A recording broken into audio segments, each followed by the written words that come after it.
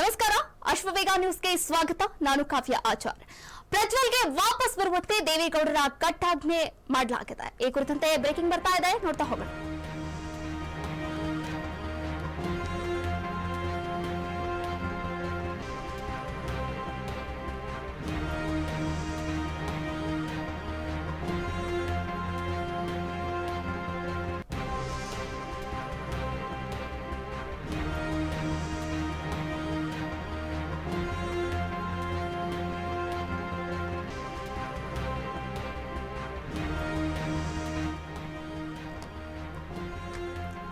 ಪ್ರಜ್ವಲ್ಗೆ ವಾಪಸ್ ಬರುವಂತೆ ಇದೀಗ ಎಚ್.ಡಿ. ದೇವೇಗೌಡರು ಕಟ್ಟಾಜ್ಞೆಯನ್ನ ಮಾಡಿರುವಂತದ್ದು.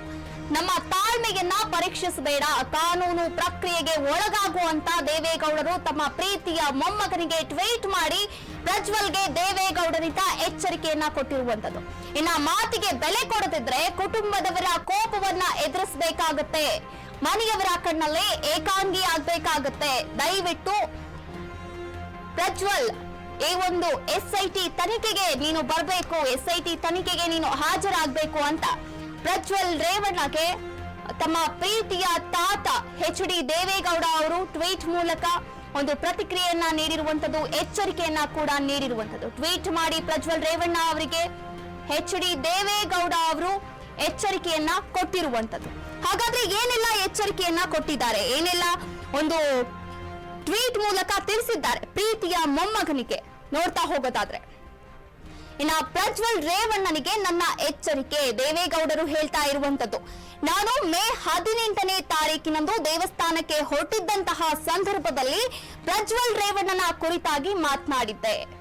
ಆತ ನನಗೆ, ನನ್ನ ಕುಟುಂಬಕ್ಕೆ, ನನ್ನ ಸಹೋದ್ಯೋಗಿಗಳಿಗೆ, ಸ್ನೇಹಿತರಿಗೆ, ನನ್ನ ಪಕ್ಷದ ಕಾರ್ಯಕರ್ತರಿಗೆ ತಂದೊಡ್ಡಿರುವಂತಹ ಆಘಾತ ಮತ್ತು ನೋವಿನಿಂದ ಹೊರಬಂದು ಮಾತನಾಡಲು ಕೊಂಚ ಸಮಯ ಹಿಡಿತು.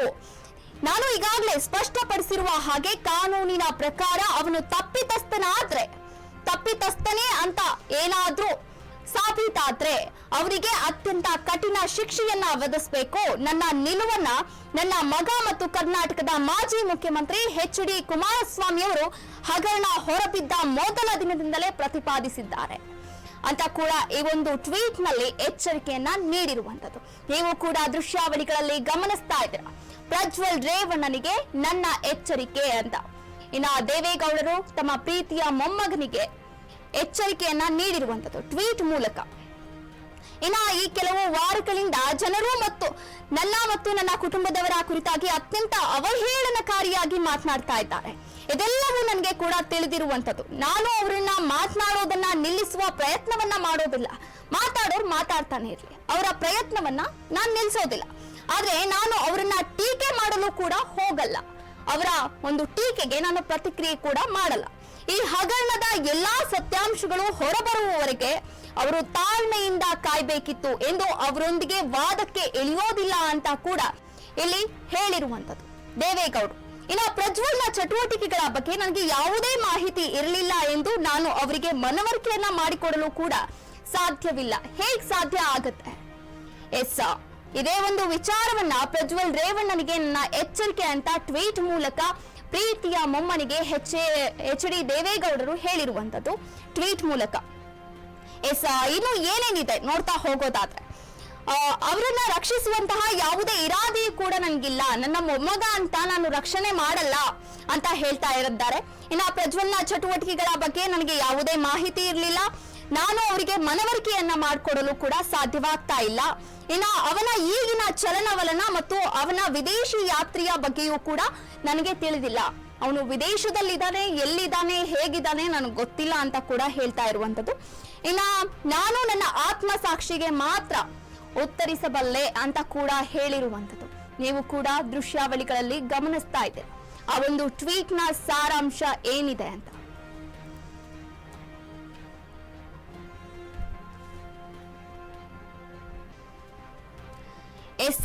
ಪ್ರಜ್ವಲ್ ರೇವಣ್ಣನಿಗೆ ನನ್ನ ಎಚ್ಚರಿಕೆ, ನೀವು ಕೂಡ ಗಮನಿಸ್ತಾ ಇದ್ದೀರಾ.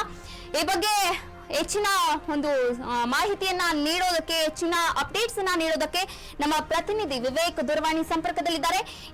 ವಿವೇಕ್, ಈ ಬಗ್ಗೆ ಅಪ್ಡೇಟ್ಸ್ ಅನ್ನ ನೀಡೋದಾದ್ರೆ. ಕಾರಣಾಂತರಗಳಿಂದ ದೂರವಾಣಿ ಕರೆ ಕಟ್ಟಾಗಿರುವಂತದ್ದು. ನಾವು ಗಮನಿಸ್ತಾ ಇದ್ವಿ ಇನ್ನು ಏನೇನೆಲ್ಲ ಈ ಒಂದು ಪತ್ರದಲ್ಲಿ ಅಂದ್ರೆ ಈ ಒಂದು ಟ್ವೀಟ್ ಅಲ್ಲಿ ಮೆನ್ಷನ್ ಮಾಡಿದ್ದಾರೆ ಅಂತ ನೋಡೋದಾದ್ರೆ, ಇನ್ನ ಈ ಸಂದರ್ಭದಲ್ಲಿ ನಾನು ಈಗ ಒಂದು ಕೆಲಸವನ್ನಷ್ಟೇ ಮಾಡಬಲ್ಲೆ, ಅದೇನಂದ್ರೆ ಪ್ರಜ್ವಲ್ ಎಲ್ಲಿದ್ರೂ ಬಂದು ಪೊಲೀಸರ ಮುಂದೆ ಶರಣಾಗಿ ಅಂತ ಕೂಡ ಅವರ ಮೊಮ್ಮಗನಿಗೆ ಒಂದು ಭಾವನಾತ್ಮಕವಾಗಿ ಎಚ್ಚರಿಕೆಯನ್ನ ನೀಡಿರುವಂತದ್ದು.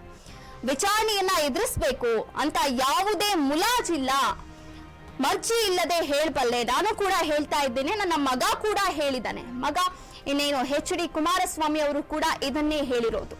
ಉಪ್ಪು ತಿಂದವರು ನೀರು ಕುಡಿಯಲೇಬೇಕು ಅಂತ ಕೂಡ ಹೇಳಿರುವಂತದ್ದು. ಈ ಎಚ್ಚರಿಕೆಗೆ ಮನ್ನಣೆ ಕೊಡದೇ ಇದ್ದಲ್ಲಿ ನಾನು ಅವನ ಕುಟುಂಬದವರೆಲ್ಲರೂ ಕೂಡ ಕೋಪವನ್ನ ಎದುರಿಸಬೇಕಾಗುತ್ತದೆ ಅಂತ ಕೂಡ ಹೇಳಿರುವಂತದ್ದು. HD ದೇವೇಗೌಡರು ಈ ಒಂದು ನೋಡ್ತಾ ಇದ್ದೀರಾ ದೃಶ್ಯಾವಳಿಗಳಲ್ಲಿ, ನಾನಾಗ್ಲಿ ನನ್ನ ಕುಟುಂಬದವರಾಗ್ಲಿ ಈ ವಿಚಾರಣೆಯಲ್ಲೇ ಹಸ್ತಕ್ಷೇಪವನ್ನ ಮಾಡೋದಿಲ್ಲ ಅಂತ ಭರವಸೆಯನ್ನ ಕೊಡ್ತೇನೆ ಅಂತ ಕೂಡ ಹೇಳಿರುವಂತದ್ದು. HD ದೇವೇಗೌಡರು ಟ್ವೀಟ್ ಮಾಡಿ ಭಾವನಾತ್ಮಕವಾಗಿ ಪ್ರೀತಿಯ ಮೊಮ್ಮಗನಿಗೆ ಎಚ್ಚರಿಕೆಯನ್ನ ನೀಡಿರುವಂತದ್ದು. ಇನ್ನಾದ್ರೂ ಪ್ರಜ್ವಲ್ ರೇವಣ್ಣ ಕರ್ನಾಟಕಕ್ಕೆ ಭಾರತಕ್ಕೆ ವಾಪಸ್ ಆಗ್ತಾರಾ? ಆದಷ್ಟು ಬೇಗ ಪ್ರೀತಿಯ ತಾತನಿಗೆ ಅವರ ಗೌರವ ಪ್ರತಿಷ್ಠೆಯನ್ನ ಉಳಿಸಿಕೊಳ್ಳುವಂತಹ ಕೆಲಸವನ್ನ ಮಾಡ್ತಾರಾ? ಕಾದ್ ನೋಡ್ಬೇಕಾಗಿರುವಂತದ್ದು.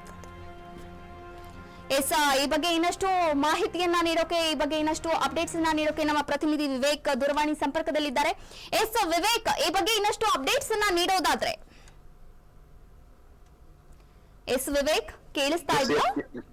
ಹೇಳಿ ಕಾವ್ಯ.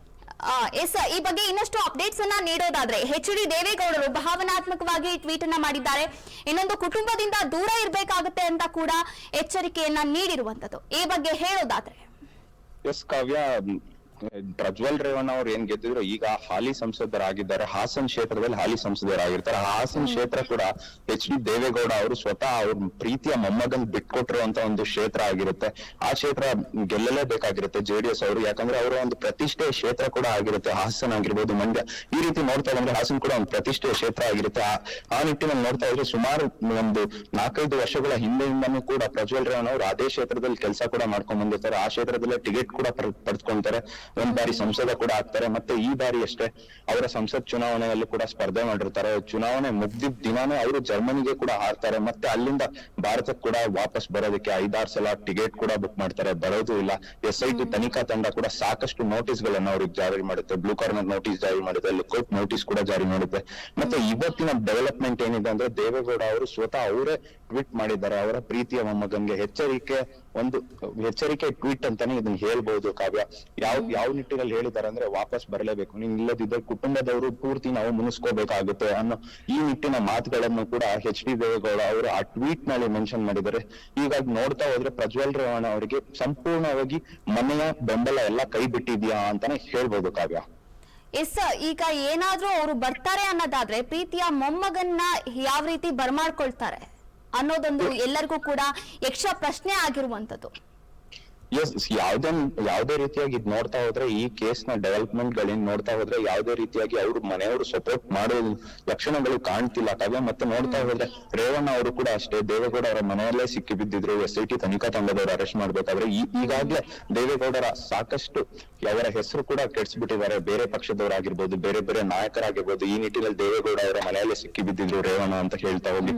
ಮತ್ತೆ ಪ್ರಜ್ವಲ್ ರೇವಣ್ಣ ಅವ್ರಿಗೆ ಒಂದ್ ವೇಳೆ ಆ ಕುಟುಂಬದವ್ರು ಏನಾದ್ರು ಸಹಾಯ ಮಾಡಿದ್ರೆ ಒಂದು ದೊಡ್ಡ ಮಟ್ಟದಲ್ಲಿ JDS ಗೆ ಡ್ಯಾಮೇಜ್ ಕೊಡ್ಬೋದಾ ಅಂತ ಹೇಳಿ JDS ನಾಯಕರು ಎಲ್ಲರೂ ಅಷ್ಟೇ ಪ್ರಜ್ವಲ್ ರೇವಣ್ಣಗೆ ಯಾವುದೇ ರೀತಿಯ ಸಪೋರ್ಟ್ ಕೊಡ್ತಿಲ್ಲ, ದೂರನೇ ಉಳಿತಿದ್ದಾರೆ. ಮೊನ್ನೆ ಅಷ್ಟೇ ಕುಮಾರಸ್ವಾಮಿ ಅವರು ಕೂಡ ಒಂದು ಸ್ಟೇಟ್ಮೆಂಟ್ ನ ಕೊಡ್ತಾರೆ, ಉಪ್ಪು ತಿಂದವರು ನೀರು ಕುಡಿಲೇಬೇಕು, ತಪ್ಪು ಮಾಡಿದವರು ಶಿಕ್ಷೆ ಅನುಭವಿಸಲೇಬೇಕು, SIT ತನಿಖಾ ತಂಡಕ್ಕೆ ಆಗಮಿಸ್ಲಿ ಅಂತಾನೆ ಹೇಳಿದ್ರು. ಅವರ ಸಹೋದರ ಆದಂತ ನಿಖಿಲ್ ಕುಮಾರಸ್ವಾಮಿ ಅವರು ಕೂಡ ಇದೇ ಮಾತುಗಳನ್ನ ಹೇಳಿದ್ರು, ತಪ್ಪು ಮಾಡಿದವರು ಶಿಕ್ಷೆ ಅನುಭವಿಸಲೇಬೇಕು, ಅವ್ರು ಬರ್ಲಿ, ಬಂದ್ ಫೇಸ್ ಮಾಡ್ಲಿ SIT ತನಿಖಾ ತಂಡಕ್ಕೆ, ಇದೊಂದು ಸೂಕ್ತ ಕ್ರಮ ಅಂತಾನೆ ಹೇಳಿದ್ರು. ಈಗ ನೋಡ್ತಾ ಇದ್ರೆ ಇವತ್ತಿನ ಬೆಳವಣಿಗೆ, ದೇವೇಗೌಡ ಅವರು ಇದುವರೆಗೂ ಈ ತನಕದನ್ಕು 26 ದಿನಗಳ ಆಗಿದೆ. ಪ್ರಜ್ವಲ್ ರೇವಣ್ಣ ಅವರು ಒಂದು ರೀತಿಯಾಗಿ ಅಪ್ಸ್ಟ್ಯಾಂಡಿಂಗ್ ಆಗಿ ಆ 26 ದಿನಗಳಲ್ಲೂ ಸಹ HD ದೇವೇಗೌಡ ಅವರು ಯಾವುದೇ ರೀತಿಯ ಪ್ರತಿಕ್ರಿಯೆ ಕೊಟ್ಟಿರ್ಲಿಲ್ಲ, ಮಾಧ್ಯಮದವರಿಗೆ ಮಾತಾಡಿರ್ಲಿಲ್ಲ. ಇವತ್ತು ಒಂದು ಟ್ವೀಟ್ ಮಾಡುವ ಮೂಲಕ ಎಚ್ಚರಿಕೆ ಗಂಟನೆ ಕೊಟ್ಟಿದ್ದಾರೆ ಪ್ರಜ್ವಲ್ ರೇವಣ್ಣಗೆ ಅಂತ ಹೇಳ್ಬೋದು ಕಾವ್ಯ. ಥ್ಯಾಂಕ್ ಯು ವಿವೇಕ್, ತಮ್ಮೆಲ್ಲ ಮಾಹಿತಿಗಾಗಿ ಧನ್ಯವಾದಗಳು. ಇನ್ಮುಂದೆ ಆದ್ರೂ ತಮ್ಮ ಪ್ರೀತಿಯ ತಾತ ಟ್ವೀಟ್ ಮಾಡಿ ಒಂದು ನಾವು ನಿಮ್ಮನ್ನ ರಕ್ಷಣೆ ಮಾಡ್ತೀವಿ ಅಂತ ಯಾವುದೇ ಕಾರಣಕ್ಕೂ ಅವರು ಹೇಳ್ತಾ ಇಲ್ಲ. ಬಂದು ತನಿಖೆಯನ್ನ ಎದುರಿಸು, ತನಿಖೆಯನ್ನ ಫೇಸ್ ಮಾಡು ಅಂತ ಹೇಳ್ತಾ ಇರುವಂತದ್ದು. ಈಗಲಾದ್ರೂ ತಮ್ಮ ತಾತನ ಒಂದು ಮಾತಿಗೆ ಬೆಲೆ ಕೊಟ್ಟು ಗೌರವ ಕೊಟ್ಟು ಅವರು ಭಾರತಕ್ಕೆ ಬರ್ತಾರ, ಕರ್ನಾಟಕಕ್ಕೆ ಬಂದು SIT ತನಿಖೆಯನ್ನ SIT ತನಿಖೆಗೆ ಒಳಗಾಗ್ತಾರಾ ಅಂತ ಕಾದ್ ನೋಡ್ಬೇಕಾಗಿರುವಂತಹ ವಿಷಯ.